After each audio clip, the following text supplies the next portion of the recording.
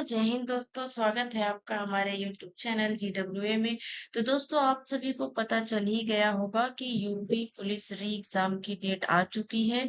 और अब हम री एग्जाम की डेट आ गई है तो अपनी तैयारी को करेंगे और मजबूत। और आपने पिछले जो फरवरी में एग्जाम हुआ उसमें देखा ही होगा कि यूपी जीके आया ही था, अच्छे क्वेश्चंस आए थे। तो हम अब यूपी जीके की क्लास को फिर से स्टार्ट करेंगे। तो चलिए करते हैं शुरू। जय माँ सरस्वती सदा सहाय। प्रश्न पे आएंगे हम, ठीक है। प्रश्न हमारा है कि निम्न में से प्रदेश का कौन जनपद उत्तराखंड, हरियाणा तथा हिमाचल प्रदेश के साथ सीमा बनाता है। तो देखिए, ये जो आपका सहारनपुर, सोनभद्र, मुजफ्फरनगर या फिर मेरठ, इनमें जो सहारनपुर है जो सबसे ऊपर मतलब सबसे उत्तर में है, यही आपका जो जिला है यूपी का, ये उत्तराखंड, हरियाणा, हिमाचल प्रदेश के साथ सीमा बनाता है। ठीक। अगर सोनभद्र की बात हम करेंगे तो सोनभद्र आपका 4 राज्यों से सीमा बनाता है। ठीक है। चलिए आते हैं अगले प्रश्न पे। उत्तर प्रदेश के भाबर क्षेत्र में किस प्रकार की मृदा पाई जाती है। अगर हम भाबर क्षेत्र में मृदा की बात करेंगे तो यहाँ पे कंकरीली और पथरीली मिट्टी पाई जाती है। ठीक है। कंकरीली और पथरीली मिट्टी पाई जाती है। कहाँ? उत्तर प्रदेश के भाबर क्षेत्र में। ठीक। चलिए अब बात करेंगे हम अगले प्रश्न की कि उत्तर प्रदेश की सीमा भारत के कितने राज्यों से मिलती है। देखिए यहाँ पे 8 है, 9 है। तो आपका देखिए इसका प्रॉपर तो आपका 8 सही होगा। ठीक। लेकिन हम आपको बताएंगे कि 8 राज्य और एक क्या है, दिल्ली। ठीक, एक केंद्र शासित प्रदेश। इसमें अगर दोनों को मिला के पूछेगा तो आपका ऑप्शन डी 9 सही हो जाता है। लेकिन यहाँ पे सिर्फ अगर राज्यों की बात करता है तो 8 सही होगा। ठीक है। और प्लस एक देश कौन सा है, नेपाल देश है। ठीक। चलिए अब बात करेंगे हम अगले प्रश्न की कि सोनभद्र जिले को स्पर्श करती है। पीछे हमने बताया कि 4 राज्यों की सीमाएं। ठीक है। 4 राज्यों की सीमाएं कौन कौन सी हैं? झारखंड है। ठीक। झारखंड है, मध्य प्रदेश है, और आपका क्या बोलते हैं, और आपका बिहार है, और एक आप बताएंगे। ठीक है। 3 हमने बता दिया, चौथा आप बताएंगे कमेंट बॉक्स में। ठीक। चलिए अगला प्रश्न है कि प्रदेश के किस जिले में सर्वाधिक वर्षा होती है। प्रदेश के किस जिले में सर्वाधिक वर्षा होती है अगर बात करेंगे यूपी के संदर्भ में, तो गोरखपुर आपका एकदम सही उत्तर होता है। ठीक। चलिए बात करेंगे अगले प्रश्न की। निम्न में से किस देश की सीमाएं उत्तर प्रदेश से मिलती हैं। तो आपको पता है कि मात्र एक आपका ऑप्शन सी नेपाल सही हो जाता है। ठीक। चलिए अगला प्रश्न है कि उत्तर प्रदेश का क्षेत्रफल देश के कुल क्षेत्रफल का है कितना। तो देश का कुल क्षेत्रफल की बात करेंगे, उत्तर प्रदेश का क्षेत्रफल देश के कुल क्षेत्रफल का कितना है, तो 7.3% आपका एकदम सही उत्तर। ठीक है। चलिए अब बात करेंगे हम अगले प्रश्न की।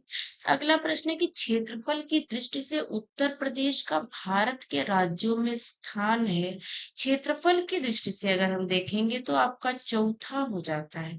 ठीक। अगर यही जनसंख्या की दृष्टि से देखते हैं तो पहला हो जाता है। ठीक है। क्योंकि अभी तक फिर से जनगणना हुई नहीं, तो 19 करोड़ के लगभग में है जनगणना के हिसाब से। लेकिन अगर देखा जाए जनगणना भी हुई नहीं है तो डेटा तो वही हम देखेंगे, नहीं तो 24 करोड़ के आसपास हो गई है, और उत्तर प्रदेश की जनसंख्या सबसे ज्यादा है। ठीक। चलिए अगला प्रश्न है कि निम्न में से किससे उत्तर प्रदेश की सीमा नहीं लगती है। तो राजस्थान से लगती है। ठीक है। हरियाणा से लगती है, लेकिन पंजाब से नहीं लगती है। ठीक। पंजाब से नहीं लगती है। ओके। चलिए अगला प्रश्न होता है हमारा कि उत्तर प्रदेश में किसान मित्र योजना कब शुरू की गई। तो उत्तर प्रदेश में किसान मित्र योजना 18 जून 2001 से शुरू की गई है। ठीक। 18 जून 2001 से उत्तर प्रदेश में किसान मित्र योजना की शुरुआत हुई है। ओके। चलेंगे हम अब बात करेंगे अगले प्रश्न की। अगला प्रश्न आता है कि लाल मिट्टी पाई जाती है।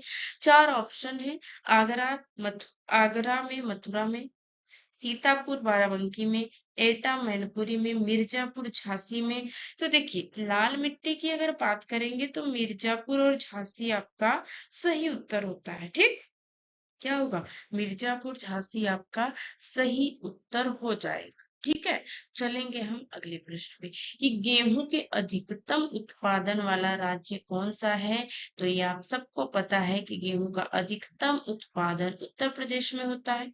ठीक है, चलिए अगला प्रश्न है कि आंवले का सर्वाधिक उत्पादन करने वाला जिला है। आंवले का सर्वाधिक उत्पादन प्रतापगढ़ में होता है। कहाँ? प्रतापगढ़ में। यही आपको अगर नींबू की बात कर देगा तो नींबू का सर्वाधिक उत्पादन सहारनपुर, ऊपर हमने आपको बताया था कि सबसे उत्तर में सहारनपुर है। वहीं पर नींबू की बात कर देंगे, संतरा की बात कर देंगे तो सर्वाधिक उत्पादन सहारनपुर में हो जाता है। लेकिन यहाँ पे आंवले की बात करेंगे तो प्रतापगढ़ होगा। ठीक, चलिए अगला प्रश्न है कि भारत में उत्तर प्रदेश अग्रणी उत्पादक है। अगर ऑप्शन के अकॉर्डिंग देखेंगे, ठीक है, केले के, दूध के, चावल या दालों के, तो भारत में उत्तर प्रदेश दूध के लिए अग्रणी उत्पादक है। ठीक, दूध बहुत ज्यादा, सबसे ज्यादा उत्तर प्रदेश में, भारत में है। ठीक, चलिए अब बात करेंगे अगले प्रश्न की। उत्तर प्रदेश में शस्य जलवायु क्षेत्रों की संख्या कितनी है। तो शस्य जलवायु की संख्या 9 है। ठीक, कितनी? 9 हो जाएगी आपकी। ओके, चलिए अगला प्रश्न है कि उत्तर प्रदेश की सबसे लंबी नहर कौन सी है। तो सबसे लंबी नहर की बात अगर हम करेंगे तो शारदा नहर आपका जो हो जाएगा उत्तर, कि उत्तर प्रदेश की सबसे लंबी नहर शारदा नहर है। ठीक है, चलिए अगला प्रश्न है कि उत्तर प्रदेश में सिंचाई का सबसे बड़ा स्रोत नलकूप है। अगर ऑप्शन में तो वही आपका सही होगा। देखिए ऑप्शन बी है नलकूप। उत्तर प्रदेश में सिंचाई का सबसे बड़ा स्रोत क्या है? नलकूप हो जाता है। ठीक है, चलिए अगला प्रश्न है कि फुलहर झील भारत के किस राज्य में स्थित है। तो फुलहर झील आपका उत्तर प्रदेश में स्थित है। ठीक, कहाँ? उत्तर प्रदेश में फुलहर झील स्थित है। और किस जिले में? तो भैया पीलीभीत में। ठीक, चलिए अगला है प्रश्न, उत्तर प्रदेश में सबसे ऊंचा बांध कौन सा है।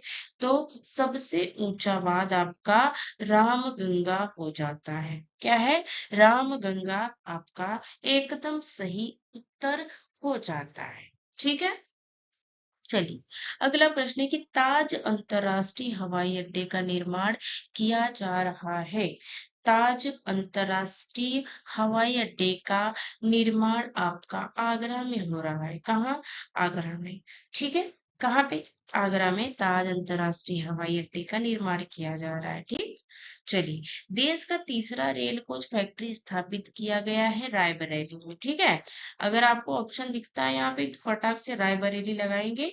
Rail coach Raebareli. ठीक, चलिए अगला है प्रश्न की लखनऊ योजना संबंधित है।